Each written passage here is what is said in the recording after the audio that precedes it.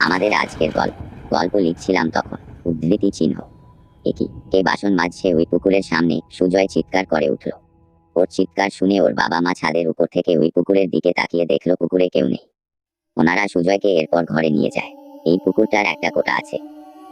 প্রত্যেক বছর একটা করে প্রাণীকে নিজের কাছে টানবেই সে মানুষ হোক কিংবা পশু। লোকমুখে প্রচলিত আছে ওই পুকুরটা যেদিন কাটা হয়েছিল তখন 1990 সাল, চারিদিক জঙ্গল আর জঙ্গল, খুন খারাপি লেগেই থাকতো। এই পুকুরের নিচে এক পাগলি বুড়িকে খুন করে পুঁতে রাখা হয়েছিল। শুধু পাগলি বুড়ি নয়, আরো অনেক লোকের দেহ পুঁতে রাখা হয়েছিল। কিন্তু ওই পাগলি বুড়ি কারুর ক্ষতি করত না। সেই পাগলি বুড়িকে অনেকেই দেখেছে, তবে ওই পাগলি বুড়ি যাকে তাকে দেখা দেয় না। যখন কারুর খারাপ সময় থাকে কিংবা যখন কারুর ভালো সময় আসে তখনই দেখা পাওয়া যায় ওই বুড়ি। না জানি আমার ছেলে কেন দেখতে পেল ওই বুড়িকে। সুজয়ের বাবা ফিসফিস করে সুজয়ের মাকে বলল, কি জানি বাবা, আজকাল গভীর রাতে কুকুরগুলো ডাকতে থাকে প্রচন্ড। এই পুকুরের সামনে গোল হয়ে দাঁড়িয়ে বলল সুজয়ের মা। রাত অনেক হল, শুয়ে পড়। তুমি যাও, আমি আসছি, ফিসফিসিয়ে উত্তর দিল সুজয়ের মা। তারকা চিহ্ন, তারকা চিহ্ন, তারকা চিহ্ন। পুকুরটা একেবারে শান্ত। এই পুকুরের কাছে অনেকেই অনেক কিছু দেখেছে, কিন্তু সেই সব অলৌকিক জিনিস কারুর কোনো ক্ষতি করে। হঠাৎ এই শান্ত পুকুরটা প্রচন্ড ক্ষিপ্ত হয়ে উঠল। 1 মাসের ভিতরে কিভাবে ক্ষিপ্ত হল পুকুরটা, সেই কারণ অজানা সকলে। তবে আজকাল ওই পুকুরটার আশেপাশে কারুর বাড়িতে সদ্যজাত পুত্র সন্তান জন্ম নিলে সেই সন্তান যে কিভাবে নিখোঁজ হয়ে যায় তা বোঝা বড় দায়। শুধু কি তাই, আশেপাশে যত বাড়িঘর ছিল সেই বাড়িঘরগুলো থেকে মুরগি, ছাগল অদ্ভুতভাবে নিখোঁজ হতে শুরু করলো। কিন্তু কোথায় যে যায় তা ক্রমশ রহস্য হতে থাকলো। এর পিছনে যে অলৌকিক ঘটনা জড়িয়ে আছে সেটা কেউ বিশ্বাস না করে, এটাকে চোরের কারসাজি বলে ব্যাপারটা উড়িয়ে দিল সকলে। কিন্তু শেষে যখন চুরির পরিমাণ বেড়েই চলল, তখন শেষমেশ গ্রামবাসীরা মিলে ঠিক করলো তারা পাহারা বসাবে। কথা মতো 2 জন পাহারাদার নিযুক্ত করা হল। তাদেরকে গ্রামবাসীরা চাঁদা বাবদ প্রত্যেক মাসের শেষে কিছু নগদ অর্থ দেবে এবং বিনিময়ে তারা পাহারা দেবে। বেশ ভালো। এই পাহারাদার নিযুক্ত করার পর গ্রামে ছাগল, মুরগি 2 দিন মতন চুরি হওয়া বন্ধ হয়ে গেল। কিন্তু তৃতীয় দিন থেকে আবারও চুরির পরিমাণ বেড়ে যায়। এবার শুধু চুরি না, সাথে প্রত্যেকটা বাড়িতে ইট পাথরের টুকরো পড়া আরম্ভ হয়। আর যে পাথরগুলো পড়তো সেগুলো কিন্তু সকালবেলা গেলে খুঁজে পাওয়া যেত না। কিন্তু আশ্চর্যের বিষয় হল এটাই যে, যেদিন থেকে পাথরের উপদ্রব শুরু হয়েছিল তার পরের দিন থেকেই ওই পুকুর পাড়ের আশেপাশে অনেক বড় বড় পাথরের খোয়া পড়ে থাকতে দেখা যেত। এইরকম একটা ঘটনা দেখে তারা সকলেই অবাক। তাদের মনে এই ধারণা তৈরি হল যে ওই পুকুরের কাছে কিছু একটা গন্ডগোল আছে। গ্রামবাসীদের অনুরোধে ওই পাহারাদারগুলো ওই পুকুরটার আশেপাশে ভালোভাবে পাহারা দিতে থাকলো। সামনে সুজয়দের বাড়ি থেকে রাতের খাবারও দিয়ে যায় ওই পাহারাদারদের। গরমকালের রাত, লোকজন প্রায় চেতনই থাকে, আবার তার মধ্যে যাদের বাড়িতে খামার রয়েছে তাদের তো দুশ্চিন্তাতে ঘুমই হয় না ঠিকঠাক। দিনটা ছিল বুধবার। 2টো থালায় ভাত, ডাল, ইঁচড়ের তরকারি আর বকফুলের বড়া পেট পুড়ে খেলো ওই পাহারাদারগুলো। ওই পুকুরের সামনে একটা মাঠ আছে, সেইখানেই তাদের নৌশভোজ সারল। তারপর অমিত বলে উঠল, যা রতন, থালা 2টো দিয়ে আয় সুজয়ের বাড়িতে। আমি ততক্ষণে হাত পা ধুয়ে নি। রতন থালা 2টো দিয়ে এসে ওই পুকুর পাড়ের কাছে গিয়ে যা দেখলো তাতে রতনের পিলে চমকে গেল। রতন দেখলো অমিতকে 4 থেকে 5 জন মোটা কালো কুৎসিত বেটে মানুষ ঝাপটে ধরে জলের মাঝখানের দিকে নিয়ে গেছে। চাঁদের আলোয় তাদের মুখের গঠন না দেখা গেলেও ওরা 4-5 জন ছিল তা রতন বুঝতে পারল। রতন একটা চিৎকার দিয়ে উঠে, ওর চিৎকার শুনে আশেপাশের বাড়ির লোকেরা দৌড়ে আসে। তারাও দেখলো এই দৃশ্য। পরের দিন সকালে অমিতের লাশ ভেসে ওঠে। গ্রামবাসীরা তো জলে নামতে পর্যন্ত ভয় পাচ্ছিল, কয়েকজন সাহস করে জলে নেমে সেই লাশ নিয়ে আসে।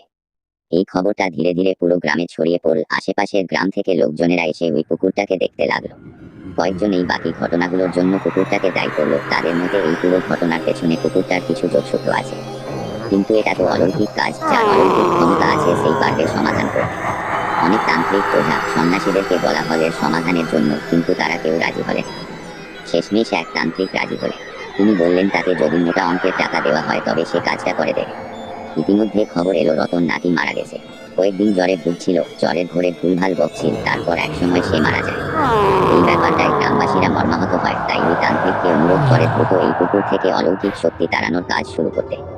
তান্ত্রিক দিনক্ষণ ঠিক করে মঙ্গলবার রাতটাকে বেছে নেয়। ভর অমাবস্যা ছিল সেদিন। রাত 11:00 থেকে শুরু হয় যজ্ঞ। তান্ত্রিক একটা গণ্ডি কেটে দেয় তার পাশে। ওই গণ্ডি দেখিয়ে বলে এর ভেতরে কেউ যেন না আসে। এরপর তান্ত্রিক তার কাজকর্ম শুরু করে দেয়। বেশ কিছুক্ষণ মন্ত্র পাঠ করে তান্ত্রিক। মন্ত্রপুত ছাই ওই পুকুরে ছুঁড়ে ফেলে। গ্রামবাসীদের মনে তখন প্রবল উদ্বেগ, কারণ ওই পুকুরের জল অনবরত নড়ছিল। পুকুরের আশেপাশে যত গাছ আছে সেগুলো দুলছিল হাওয়ায়। কিছুক্ষণ পর এক অদ্ভুত জিনিস দেখা যায়, যা দেখে হকচকিয়ে যায় তান্ত্রিক। ওই দূরের শাল গাছটা থেকে একজন উড়ে এসে তান্ত্রিকের থেকে 2 হাত দূরে এসে দাঁড়ায়। সে ছেলে কিনা মেয়ে বোঝা যাচ্ছিল না। একেবারে কালো, অন্ধকারের থেকেও ফুসফুসে কালো। তান্ত্রিক নিজের হাতে একটু জলঘি নিয়ে ওই আগুনের উপরে বেশ কিছুক্ষণ ঘুরিয়ে ওই কালো অবয়বটার উপর ছুঁড়ে মারে। তারপর তান্ত্রিক গমগম করা গলায় বলে ওঠে, দেখি এখানে কি করছিস? ওই অবয়বটা কিরকম অদ্ভুত সুরে বেড়ে উঠল, আমি বদলা চাই। তান্ত্রিক প্রশ্ন করে, বদলা? কিসের বদলা? অবয়বটা বলে ওঠে, আমি বিদ্যুতের বউ সুপ্রিয়াকে শেষ করে দিতে চাই। এ তুই কেন মারতে চাস ওকে? অবয়বটি বলে, আমি এতকাল ধরে পুকুরে পড়ে আছি, কারোর কোনো ক্ষতি করিনি, কিন্তু এই সুপ্রিয়া, ছি, কি নীচ মানসিকতায়। একে হয় তোরা শাস্তি দে, না হলে ওকে আমার কাছে দিয়ে দে। কেন, কি করেছে সুপ্রিয়া তোকে? তান্ত্রিক উঁচু গলায় শেখায়, ও বড়দুপুর বেলায় কয়েকদিন আগে সৈকতদের বাড়িতে যায়। সৈকতের মা বাবা সৈকত কেউই ঘরে ছিল না। সৈকত স্কুলে গিয়েছিল, সৈকতের মা গিয়েছিল জল আনতে, আর সৈকতের বাবা কাজে। সৈকতের মায়ের সাথে একটু ভাব ছিল সুপ্রিয়া, আর সৈকতের সদ্য একটা বোন হয়েছে। সৈকতের বাড়িতে গিয়ে কাউকে না দেখে সুপ্রিয়া সৈকতের বোনের সাথে খেলতে থাকে। কোলে নিয়ে ওইটুকু ছোট মেয়েটাকে নিয়ে কি নাচন করত। কিন্তু হঠাৎ হাত ফসকে মাটিতে পড়ে যায় সৈকতের বোন। এদিকে সৈকতের মাও ঘরের দিকে আসতে থাকে। ওই বাচ্চা মেয়েটার মধ্যে কোনো হেলদোল না রেখে অপরাধের ভয়ে ওই ছোট মেয়েটাকে ভর পুকুরে নিয়ে আসে পুকুর পাড়ে। বাচ্চাটাকে নিয়ে পুকুরের শেষ প্রান্তে গিয়ে ভাসিয়ে দেয় একটা ড্রামের মধ্যে করে, আর ড্রামটার সাথে ইট বোঝাই করা কয়েকটা বস্তা বেঁধে দেয়। সে বিবেকে বাঁধেনি ওই সুপ্রিয়া। ও দাদা, দাদা কি হলো? ও দাদা, শরবত নেবেন নাকি?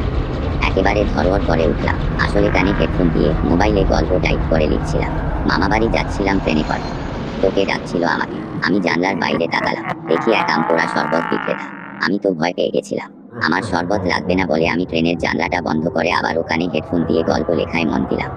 তারপরে আমার পিলে চমকে গেল, এটা কিভাবে সম্ভব? ট্রেন তো দুরন্ত গতিতে ছুটছে, তাহলে আমি কিছুক্ষণ আগে ট্রেনের জানলার বাইরে যে লোকটার সাথে কথা বললাম সে কে ছিল? সেদিন আমার আর গল্পটা লেখা হয়ে উঠল না। আরো নতুন নতুন গল্প শুনতে হলে আমাদের চ্যানেল সাবস্ক্রাইব করে পাশে থাকুন।